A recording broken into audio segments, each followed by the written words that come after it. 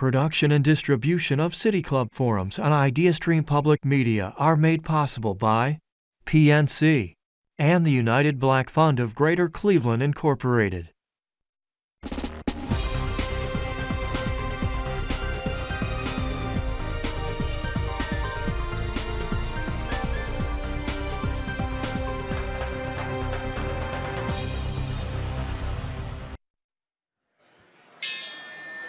Good afternoon, and welcome to the City Club of Cleveland,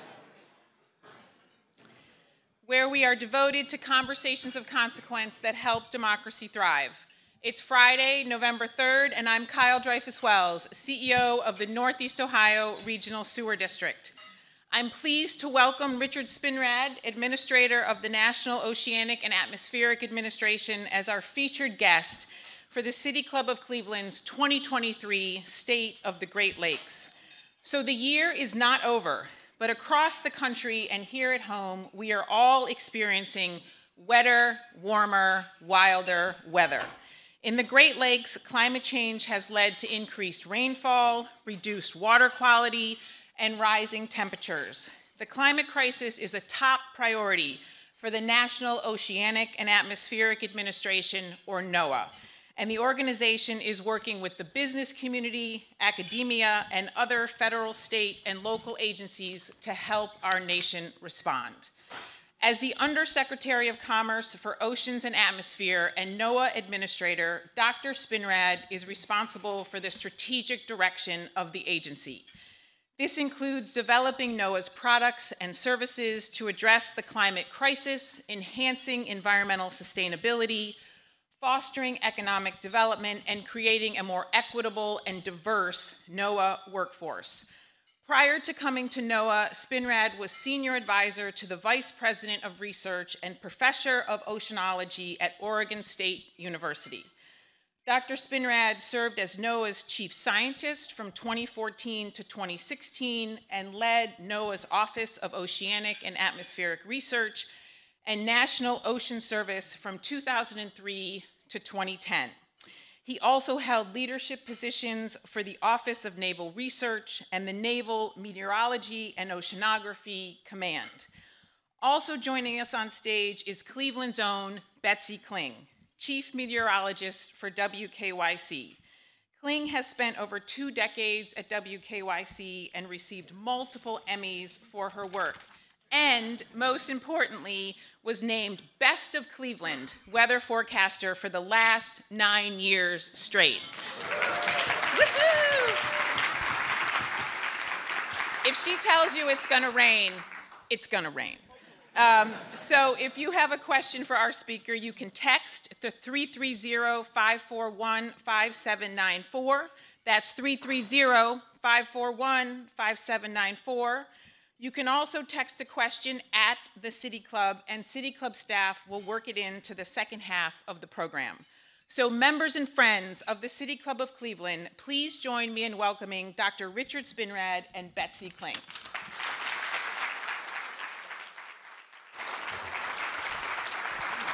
Thank you. Thank you all so much for being here today. Obviously, climate is kind of a big deal here in Cleveland, as is the weather. Yes, they are two different things. Very closely related, but two different sciences. And so we have the guy here who can kind of help us with where things are possibly going. I don't think people understand how big the National Oceanic and Atmospheric Administration is. How big is NOAA? Well, thank you for that, Betsy. Let me start first by saying thanks for inviting me to the City Club of Cleveland on this gorgeous day. And oh, by the way, it's like this all the time. I know, but as far as today, I will just simply say on behalf of the National Weather Service, you're welcome. And we like to point out that on days like this, we take a lot of credit at NOAA, but actually we are only in charge of marketing the weather, not production, in collaboration with our broadcast I like to say meteorologists. these are 5-finger wave days. Yes, right.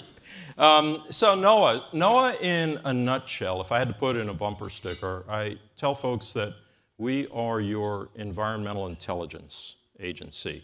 If you think about that, I came from the Navy, a Navy background where we talked about all sorts of different kinds of intelligence, right?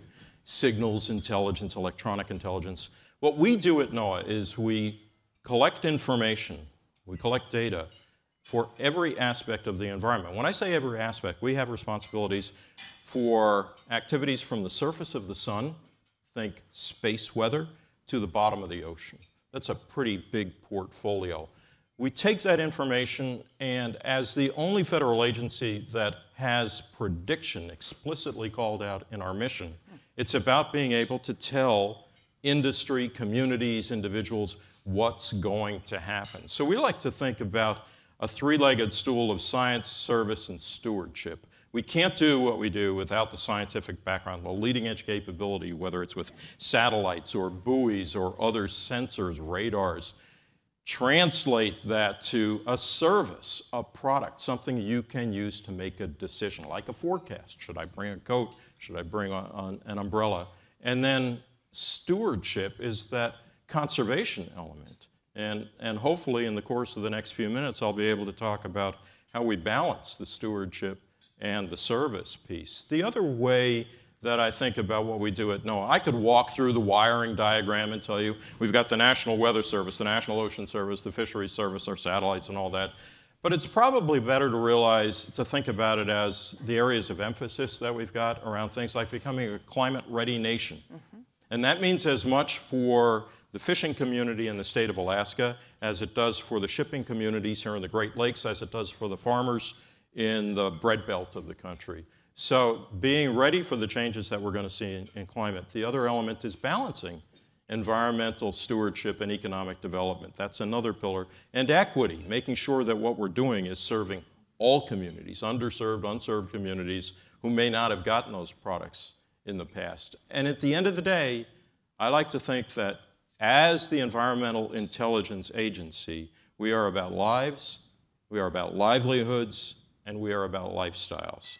It's as much about ensuring the productivity of the United States, the commercial transportation, agriculture, energy, as it is about making sure people are healthy because they are not being adversely affected by changes in the weather or changes in the climate. And just to kind of close out that thought in terms of what does that mean for the Great Lakes, by the numbers, we are a 12,000 person agency. We have a budget of about $7 billion.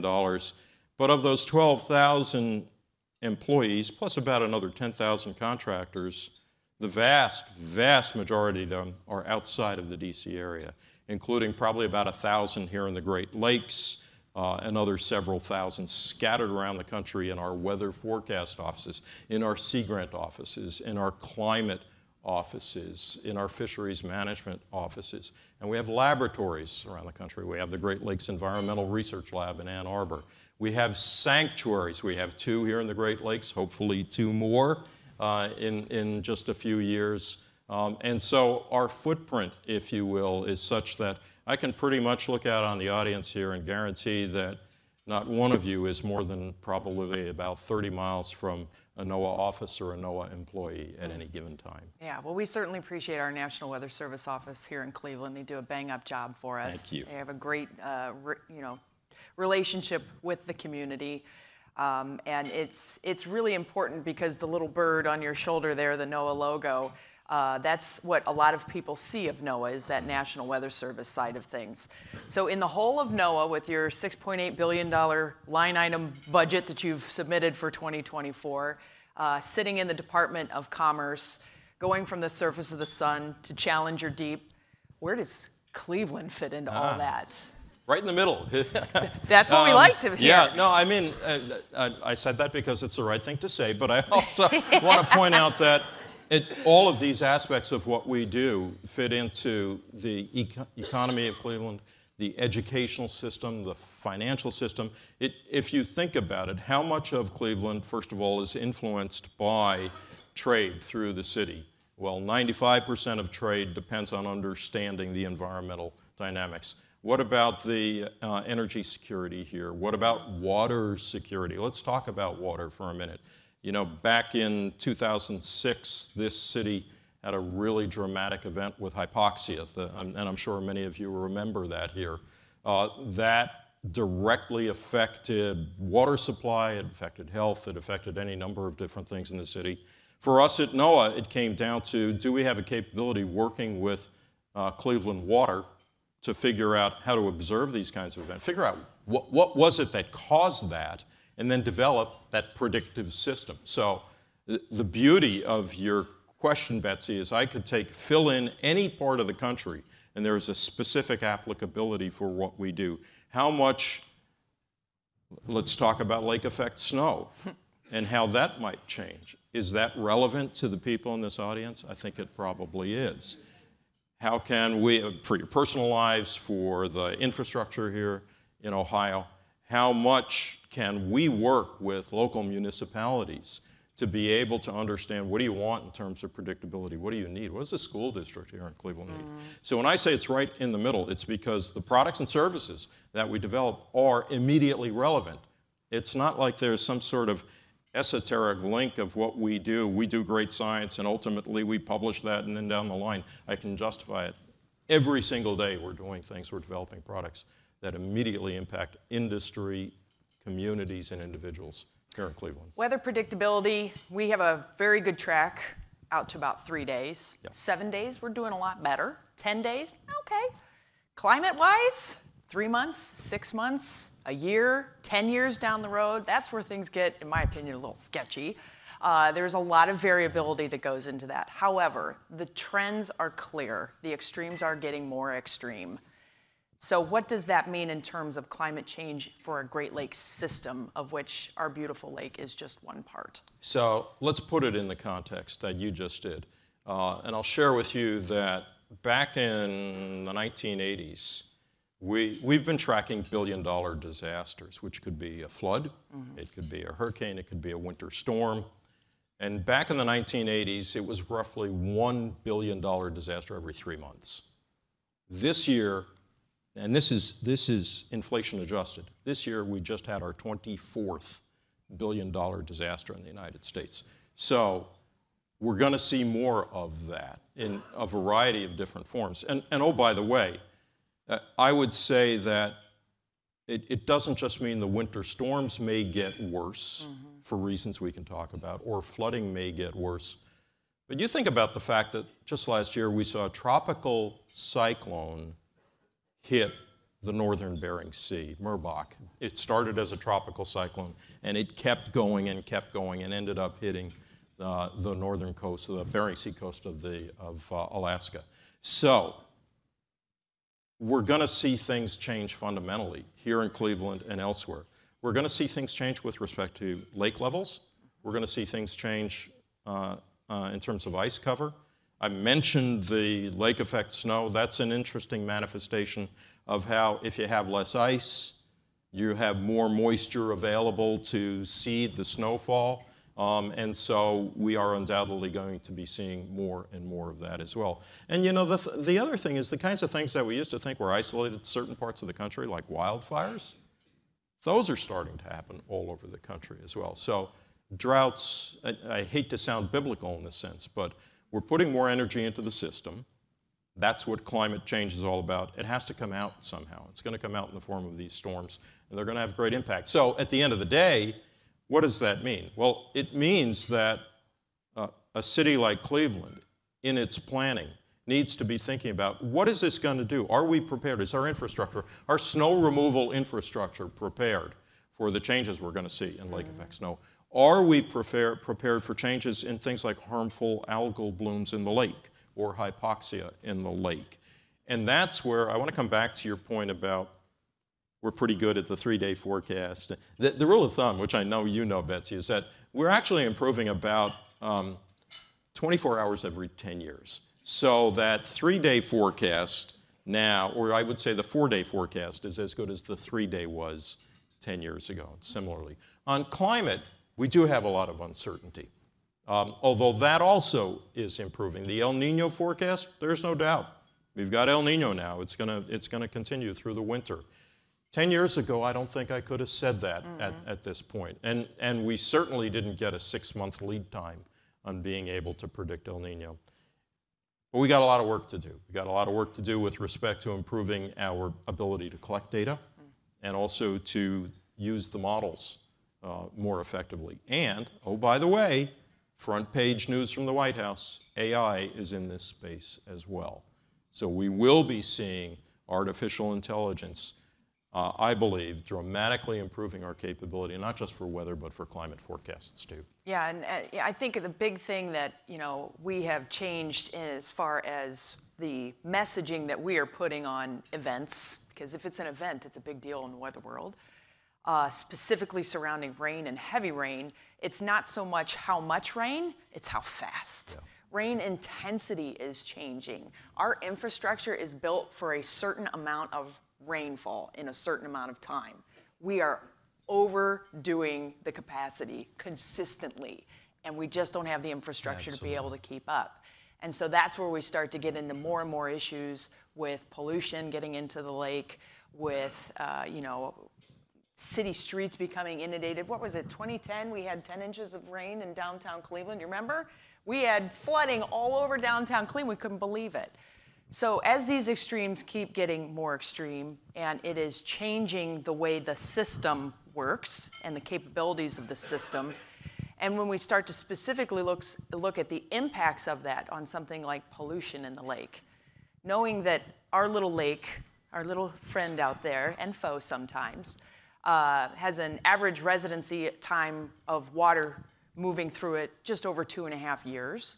We're not the only ones dealing with this. Sure. We've got the other lakes with their water coming our way. So we're getting Detroit's pollution. We're getting Mackinac City's pollution, Chicago's, the way that it moves through the system.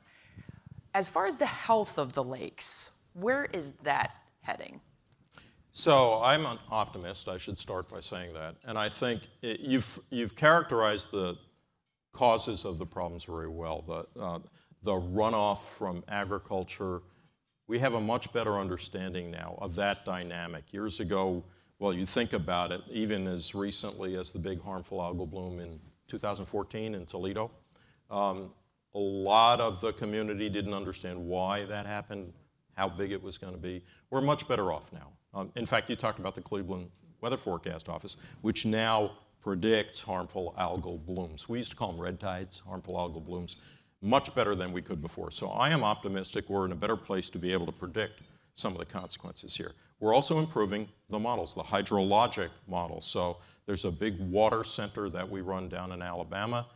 They'll be putting out the next generation of the national water model, which will allow us to get down to a finer degree of resolution. So I'm comfortable that, whereas in the past we might have said, hey, the whole, we have a sort of average impact on the lake. Now we can start necking it down and saying this is where the impact is going to be, here, here, and here. We're doing incredible things with observational capabilities. That's 9/10, I would say, of the ability to forecast is knowing what the conditions are. You know that for a weather forecast. You better know what the conditions are now in order to predict it. And there's some amazing technology there for making measurements under ice. We can't say we're only going to measure the Great Lakes when there's no ice. Now we're developing capabilities for underwater ice. So my answer to your question is we have a better understanding of impacts of activities, industrial activities, agricultural activities. Those are critical sectors for society. Now we can start working with policymakers to advise as to, maybe we ought to have an adaptive management policy with respect to the use of insecticides or herbicides or fertilizer in the agricultural community. And by doing that, we can dramatically reduce the pollutants, the agriculturally derived pollutants, going into the lakes. So I'm confident we're in a much better place than we were even 10 years ago in terms of our ability to understand the dynamics, the chemistry, the impacts on the ecosystem. It's so encouraging to hear because, that's our baby out there. We like to think of it. Sure. And it's always interesting, when we hear about other places eyeballing our baby as their resource. It's like, wait a minute, we have 60 million, 40 million people who depend on the Great Lakes for drinking water, so let's just keep it close to home, most certainly. Interestingly enough, a media entity known as Great Lakes Now in 2022 published a very interesting article, and they said, we know more about the surface of Mars than the bottom of the Great Lakes.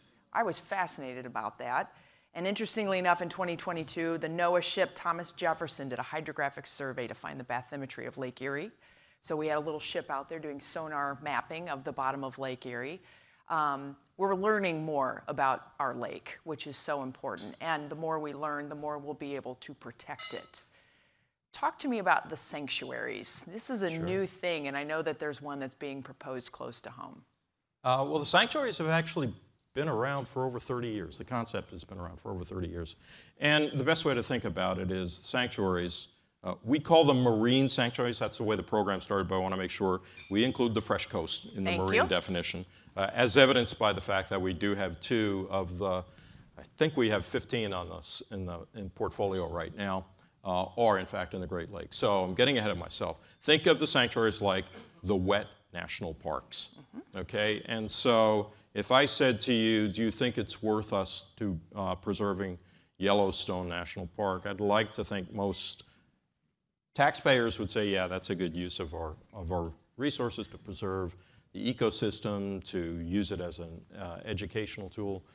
The same is true for marine and lake sanctuaries. So we have a program, a national program, that looks at unique ecosystems. And that can be not just the environmental considerations, it can be cultural. So we're looking at designation, for example, of a Native American section of the California coast that should be designated as a sanctuary. And there are very specific reasons why we do this. Those are called out in an executive order that President Biden signed 2 years ago that said that we will conserve 30% of our lands and waters by 2030.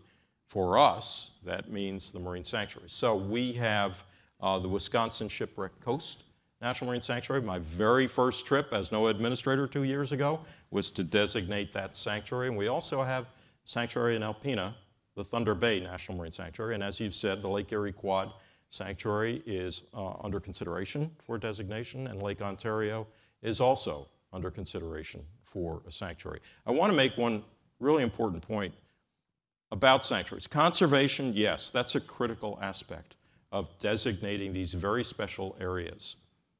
There are 2 other points, and that is for fisheries, whether it's in Great Lakes or in the ocean, we need to have the protected habitats for maintaining those fisheries. And so a lot of these sanctuaries are designated for the purposes of sustaining the fish populations. And the third, so there's conservation, there's fisheries preservation. The third is a really interesting one, and that is that a lot of these areas actually serve as carbon sinks. And if we are not developing them, but preserving the natural environment, we can actually draw down atmospheric carbon dioxide and contribute towards the objectives of reducing carbon in the atmosphere. So the last thing I'll say is it's a long, intensive, very engaged process. It takes a few years to designate a sanctuary, as it should, because we want to make sure every impacted entity, whether it's an industry, whether it's a tribe or tribal communities, or individuals in the community have the chance to weigh in. Share with you a quick story, if I've got a second, about Alpena, about Thunder Bay. I was just up there 2 months ago. So when we designated that sanctuary 23 years ago, I want to say, there was a lot of opposition. In fact, there were buttons printed up that said no to NOAA. And there was a lot of opposition. Alpena, like so many cities back then, was suffering economically. I went back there 3 months ago. I met with the mayor, several real estate developers, several other businesses there, and 3 of them said to me, I'm not blowing smoke, they said, NOAA saved Alpena. And it was because through the sanctuary designation, the tourism industry went way up. One of the big shipping lines now stops into Alpena. So there was that aspect. The aspect I love about this story is one of the reasons Thunder Bay was established as a sanctuary is there are a number of shipwrecks that are perfect for diving, for dive tourism. The administrator of the hospital told me that back then, 23 years ago, he was trying so hard to get a hyperbaric chamber to treat diabetics and couldn't. Didn't have the resources, was not high enough on the list. By putting that sanctuary in there and starting a diving industry there, there immediately became an extraordinarily high demand for hyperbaric chambers to treat people who might get the bends. Their lake's a little deeper. Their lake, ours. I understand that, but it was a story I had to share with this audience because people think, oh, you're going to designate a sanctuary, it's going to be off limits, it's not going to do anything for us except protect an area from development. No, that's that balanced stewardship and economic development I was talking about. It really works. Go to Alpena, you'll see it. Yeah, well, the Lake Erie designation area that's being considered is literally the chimney of Pennsylvania straight out. That's it. I'll leave it to that. Why not us? Anyway, you know, I think as we're talking up here and you're kind of laying out, this is where things are right now. What do you, in your opinion, as you know, the admin of this amazing organization, what do you think is the greatest challenge for our Great Lake? It's, I would say, elevating the importance and the very existential nature of what we are talking about here. Obviously, based on the work I do and the organization I lead, I feel that the issues we're talking about, in particular the impacts of climate change on, pick your favorite topic, temperature of the lake, chemistry of the lake, ice cover of the lake, weather over the lake, I think that's going to influence economies, health, infrastructure, not just around Erie, around all of the Great Lakes, in very impactful ways, and we better be prepared for it. The fact that we were able to, our nation was able to pass two major pieces of legislation, the Bipartisan Infrastructure Law and the Inflation Reduction Act, which allow us now, in NOAA, we've received $6.3 billion above our $7 billion appropriation to work on these issues, I think is a good signal. But I still think if you walk out the street here in Cleveland and ask people to list the top 3 or 4 things they're concerned about, you might be lucky to hear I'm worried about what environmental change, climate change is going to do for my kids and for me. We need to elevate that. The numbers are good. When you look at polls across the country, people are more concerned about it now than they were, and I think that's because we're all feeling it. Before it was this sort of theoretical, scientific thing. Now we're all feeling it, but now we need to elevate that. And so the more we can get knowledgeable people aware of the seriousness of the threats, the more it will become an issue of the day. Yeah, well, you'll find the extremes, as they are getting more extreme, get all of the attention. And especially here in Northern Ohio, it's the subtle changes that are kind of the scary part of it to me. Our low temperatures on average are going up. Yeah. That changes your growing season. Elsa said it best, water has memory. Yeah. When the lake doesn't freeze, that means it's set up to be warmer the next summer. And then the next winter, it's harder to cool it down. And so we are getting kind of this trend line that everything is going up.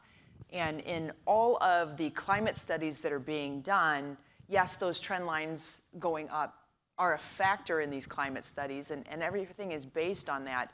But I don't think people understand that personal impact of these giant studies and these subtle things. I don't know if anybody's a gardener here. Suddenly we are able to grow bushes that were only in Southern Ohio 10, 15 years ago. Now I have petunias that will winter over. I'm an amazing gardener, obviously. Yeah, right. But no, actually, it's because things are getting a little bit different. And everybody has a story like that. Exactly. One of my favorite stories about coming back into the government was, I used to, so if you followed my bio, I tried retiring twice and failed twice. But in my last stint, back from 2014 to 2017, when I was asked to come up on the Hill to talk about climate, 9 times out of 10, it was what we call the attribution argument. Whose fault is this? Who do we tax? The first week I came back to this job in 2021, I was asked to come talk with a member of Congress, very conservative member from a very conservative state and a very conservative district. And I kind of held my breath and I thought, okay, you know, here we go again. And he started by saying, I am a 5th-generation farmer. I can't farm the way my grandfather did. And I almost jumped up and did a touchdown sign because, yes, we do need to have the attribution argument, but we actually need to focus on adaptation. We need to focus on what's going to happen right now. So even if we got to net zero tomorrow through all the renewables use and every other initiative that we've got, we would still have things like acidification. We would still have the weather patterns changing. In the oceans, we'd still be seeing sea level rise. These things have momentum. You talked about the lake, water having memory. The environment has momentum, and climate is part of that. So our ability to recognize the changes, I often say the wolf is in the house. The climate change is now impacting so much. And oh, by the way, you're all paying for it. I'd take a show of hands, how many of you buy insurance, but I suspect it's going to be everyone. We're all paying for it because the insurance companies now realize they got to mitigate some of these losses, and so they're distributing those rightfully. I mean, it's a business model we've had for years and years. And the insurance companies, incidentally, are one of our closest partners in trying to develop some of these better predictive capabilities. Yeah, sure. They want to cover their losses too, and they have quite a bit to account for now. Well, we are about to begin the Q&A portion of the program here. For those joining on our live stream at cityclub.org or live radio broadcast on 89.7 WKSU Idea Stream Public Media, I'm Betsy Kling, Chief Meteorologist at WKYC and moderator for today's conversation. We're joined by Dr. Richard Spinrad, Administrator for NOAA for the City Club of Cleveland's State of the Great Lakes. We welcome questions from everyone, City Club members, guests, students, those tuning in as well. If you'd like to text a question for our speaker, please text to 330-541-5794. That's 330-541-5794. And City Club staff will try to work it into the program. That was my TV voice. May we have our first question, please? Hello. Our first question is a text question. It says, Congress appropriated billions of dollars to address climate change and fishery disasters through the American Rescue Plan Act and bipartisan infrastructure law. How is NOAA conducting consultation with Great Lakes tribal nations and ensuring that these nations have access to this once-in-a-generation funding streams? Yeah, thank you for that question. I was hoping I would get a question about our engagement with tribes and tribal consultation. And first I'll say, well, it's the law, and there is direction that we have to make sure we consult. There are over 550 federally recognized tribes in the country.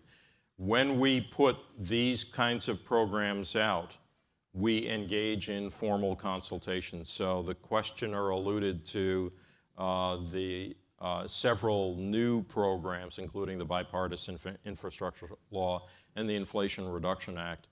We conducted a series of formal consultations, sometimes trying to do it in a geographically specific manner. So, for example, for the IRA, the Inflation Reduction Act, we actually had two separate consultations, one focused on Alaska and the Northwest because it was very fisheries focused, and then one focused on basically East Coast and Great Lakes to make a determination about how to spend the resources.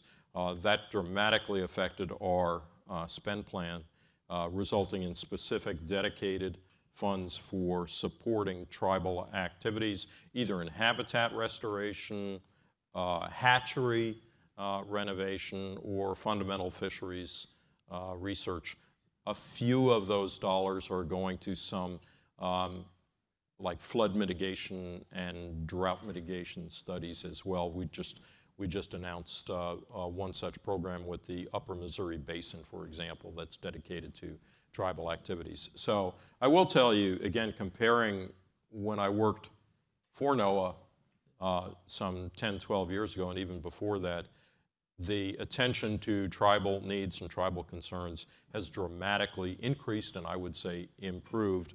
My concern actually now is less about whether we've gotten into that sort of cadence of working with tribes and more the issue of what some call tribal or consultation fatigue, that many of these tribes are small. All of a sudden, all of us feds are coming in saying, we want to have a consultation, and how do we ensure we can hear the voices of the tribes, but at the same time, not make this into an inundation of consultations. Thank you for that question.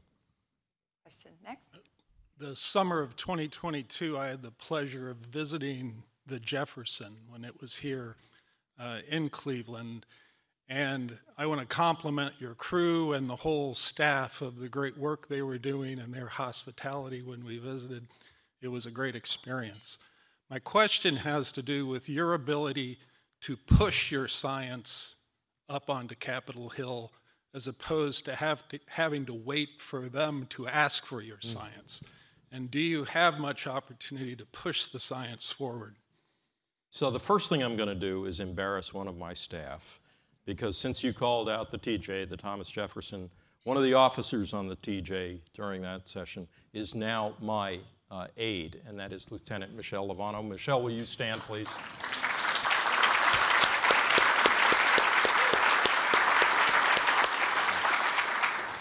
So thank you for that recognition. I'll also point out it had been 35 years since we had one of our mapping and charting vessels in the lakes. We were able to work Erie and Ontario.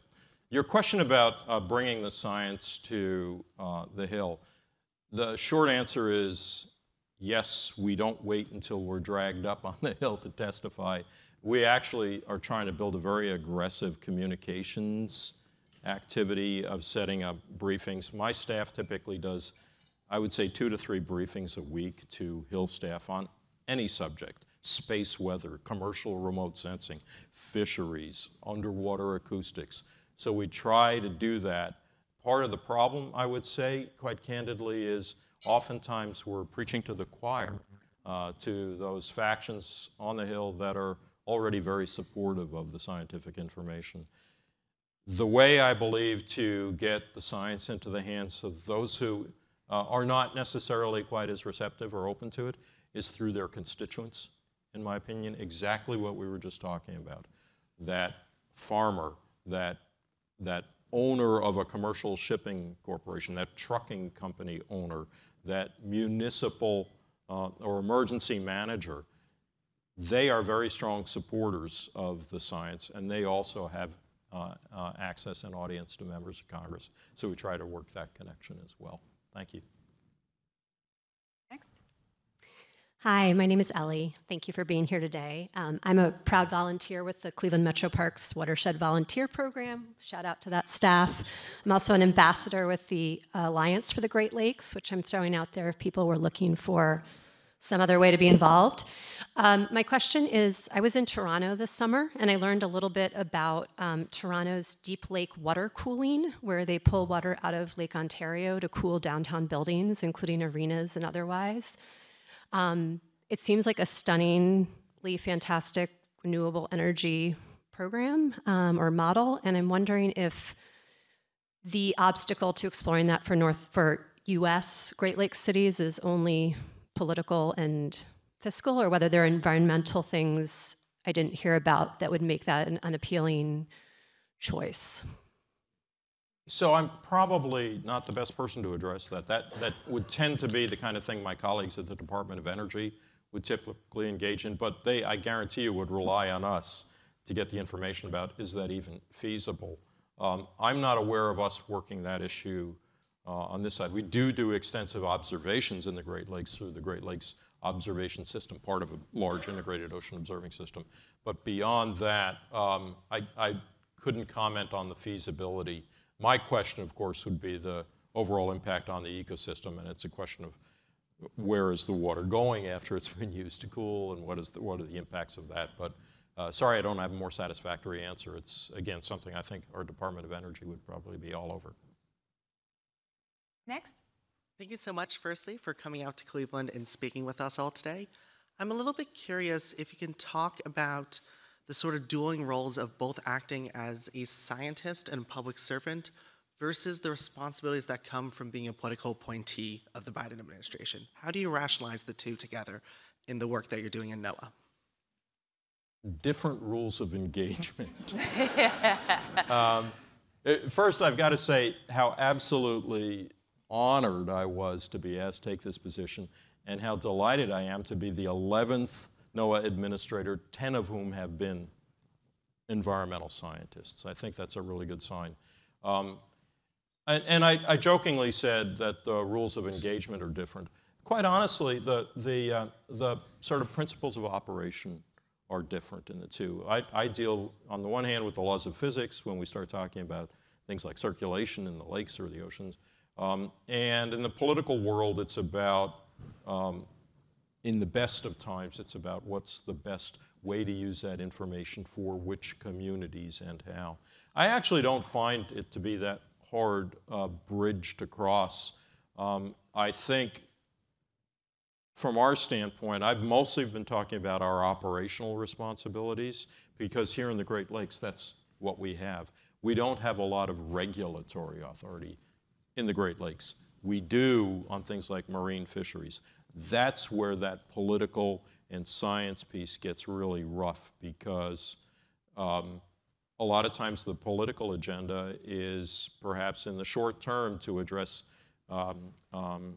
economic needs, economic development, and in the long term, as an environmental scientist, I'm saying, yeah, but there's a long-term consequence here to the environment. So the best I feel I can do is express the scientific issues in terms of the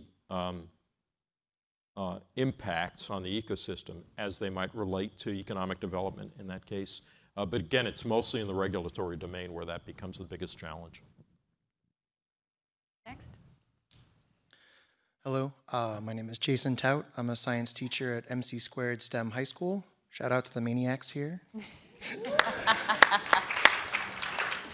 My question is, through my life choices, clearly I think our students are the future, and I'm curious if there is a percentage of the monies that we've talked about today that are going towards partnering with some of the amazing institutions that try to get our kids to these sanctuaries and providing just opportunities to try to help students and schools get over the hurdles of just getting kids to those spaces and other learning opportunities, to make them more informed voters.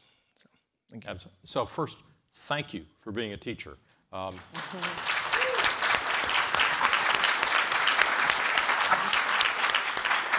I can say unequivocally I am in this job because of my 8th grade science teacher. And I'd be glad to talk with you about it after lunch. We have a whole portfolio of programs, scholarships, internships, fellowships at all levels, teachers at sea, students at sea, opportunities for young people, high school students, undergrads, graduates, to come work at NOAA for a summer, take on a project. And I would just say, I would encourage you to take a look at our education site on our website, and you'll see a lot of opportunities there. We have a wonderful opportunity through our Sea Grant network. There are 8 Sea Grant college programs here in the Great Lakes, and that also serves as a way of getting more senior people, master's candidates, back to DC. But I want to make a comment on engagement of youth, because as my staff knows, I feel very deeply about this. As the oldest NOAA administrator ever, I will point out that I feel strongly about the kind of programs you alluded to. How do we get these young people aware of environmental issues? I don't really care if they become environmental scientists or not. I'd like to know that the politicians, doctors, lawyers, and municipal workers of the future are much better informed about environmental issues. But I also believe that many of these young people are so passionate, well-informed, intelligent, and well-organized about these issues. I want them at the table when I'm making strategic discussions. So we have a program we've just started called Young Changemakers, where we're trying to take high school-age kids, get them familiar with some of the tough policy challenges, and then actually have them in what is my equivalent of a boardroom, advising on what policies should be. Stay tuned. It's an experiment I have not seen done in government, and if it works, we will both inculcate the youth interest, but also get that voice at the table. Because let's be honest, they're the ones who are going to have to deal with many of these issues 20, 30, 40 years from now. And what's that program called again? The Young Changemakers Fellowships. Young Changemaker Fellowships, for those Googling at home. Mm-hmm. Next question. I'm Bob Heath with the Cleveland Water Alliance. First of all, thank you so much for your very thoughtful and informative presentation. My question is that Because of the ready availability of clean, fresh water here in Northeast Ohio, it's reasonable to expect that this will be one of the growth spots of the nation as environmental migrants come here for water. I'm wondering, are these, when you're projecting this, when you're doing this strategic planning for the climate change, do you include these demographic changes in your projections? That's a great question. One of the advantages of being in the Department of Commerce is the Census Bureau is in this department as well. It's also a question that we discuss with the Council on Environmental Quality because we don't understand what some of the issues are in terms of demographics and impacts on populations. So the short answer to your question is we contribute to this, the great interagency discussion that does incorporate those kinds of demographics in terms of what changes can we expect to see in the future. And I would say there's another side to the coin too, because where are those people going to be coming from? And this is the whole climate refugees argument. So is it because of sea level rise on the Outer Banks in Virginia and North Carolina? Are those the people that are going to be coming here to Northeast Ohio, or is it others that are going to be moving around? So it is a big, active discussion in the policy arena, and I'm proud of the fact that in an all-of-government dialogue, we are developing those. And if you look at strategic plans, not just among the U.S. federal agencies, but certainly with our agreements with Canada, for example, here in the Great Lakes, that's part of the dialogue as well. So thank you for that. Next I question. read the other day that the Panama Canal is cutting down on the number of ships being allowed to pass through it because due to the drought in Central America, they literally don't have enough water to keep on refilling the locks. Not that I want to give you additional work to do, but what is your agency doing to coordinate with other similar agencies around the world to come up with a unified plan to deal with these obviously regional issues? That is a really insidious problem. It's one example of a relatively local drought having a global impact. There are others. There are international dialogues. I'm going on 2 international trips here in the next month. I'm going to South Africa tomorrow, in fact, to talk with my compatriots in what's called the Group on Earth Observations. So part of the answer to your question is, do we have the observations in place among all the nations? So our Japanese colleagues have satellites, our European Union colleagues have satellites, to be able to predict better the drought and also when that drought might break. Part of it is having agreements about observations. And that sounds trivial, but believe me, agreeing on standards for observations and how we will trade data is non-trivial. The other thing is, and the other meeting is the big climate meeting in Dubai in a month, where some of this will be discussed in the context of how are we going to avoid these kinds of problems in the longer future. The other thing I'd say is there are standing international organizations, the World Meteorological Organization, the Intergovernmental Oceanographic Commission, where those discussions are ongoing right now. I think the problem you alluded to is that we just simply didn't have good enough models to predict this was going to happen. Because I've asked, if we knew this was going to happen to this extreme, are there answers? And the shipping companies have said, yes, there are. They would have been expensive, but they could have changed their mode of operations.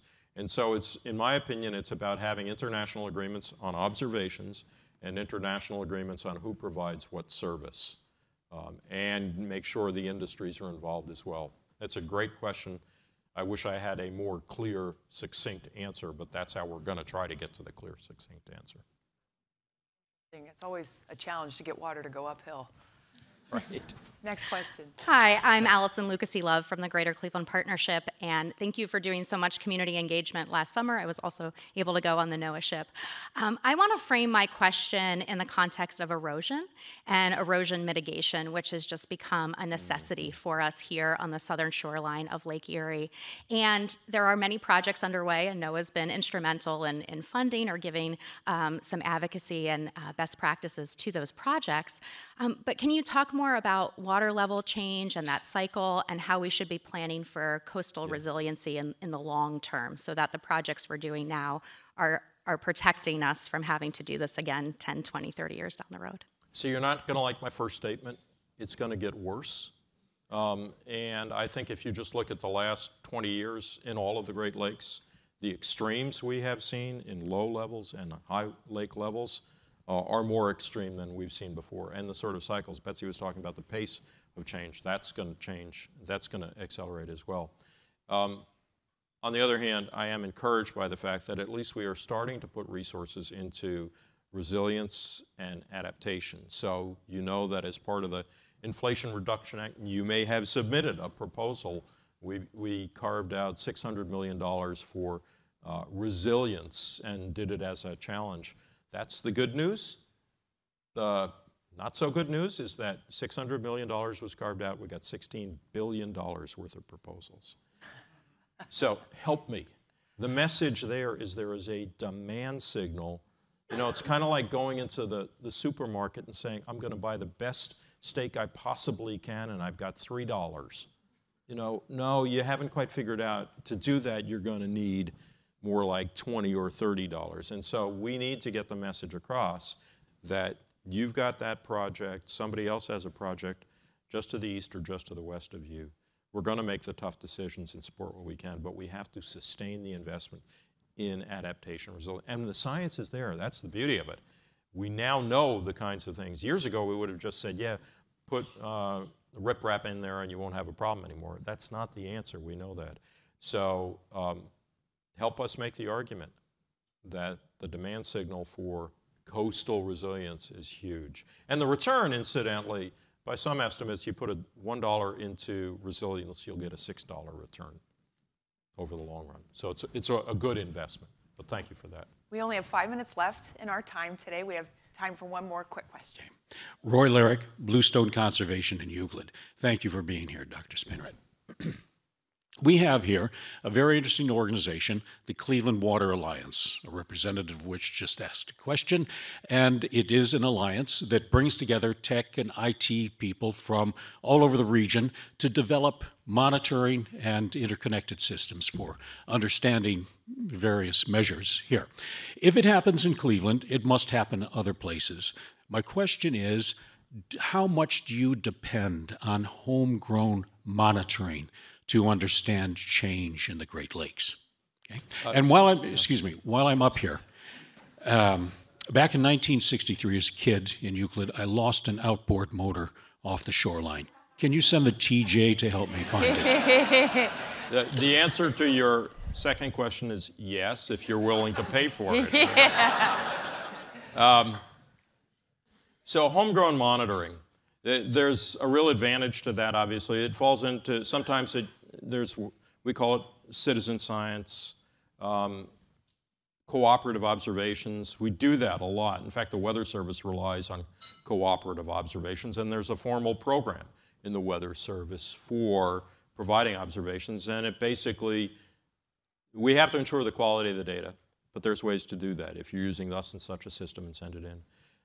The focal point for us for our observation systems, the Great Lakes Environmental Research Lab, Dr. Debbie Lee is here with us, the director of the lab, is the place where we develop the technology and also do the operational maintenance of the Great Lakes observing system.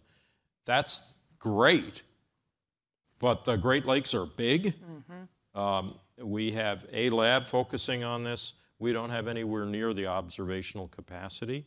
I think I would welcome a well thought out approach to doing more, if you will, citizen science or contributed observations. But the first thing I would do is I would call up Debbie and I would say, does this comport with our standards? Does this fill a need?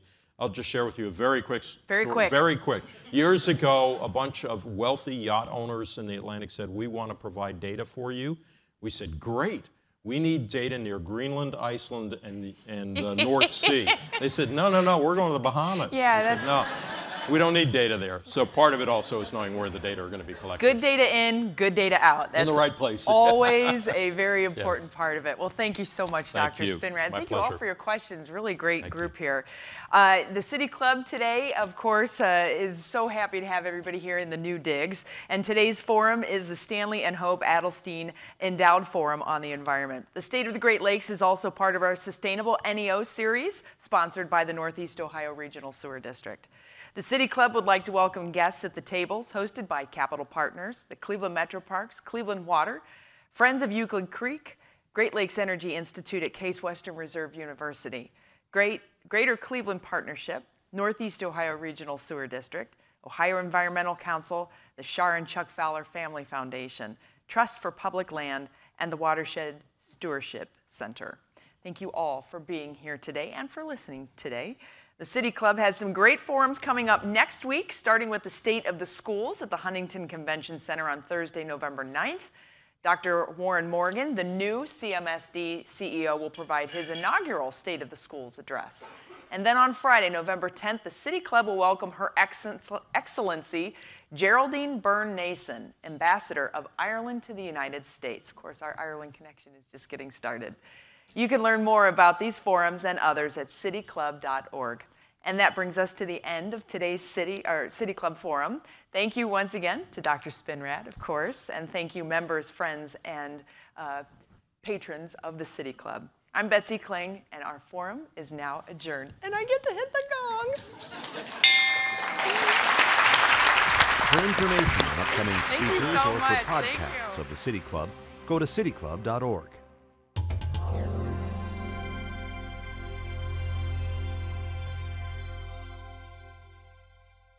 Production and distribution of City Club forums on IdeaStream Public Media are made possible by PNC and the United Black Fund of Greater Cleveland, Incorporated.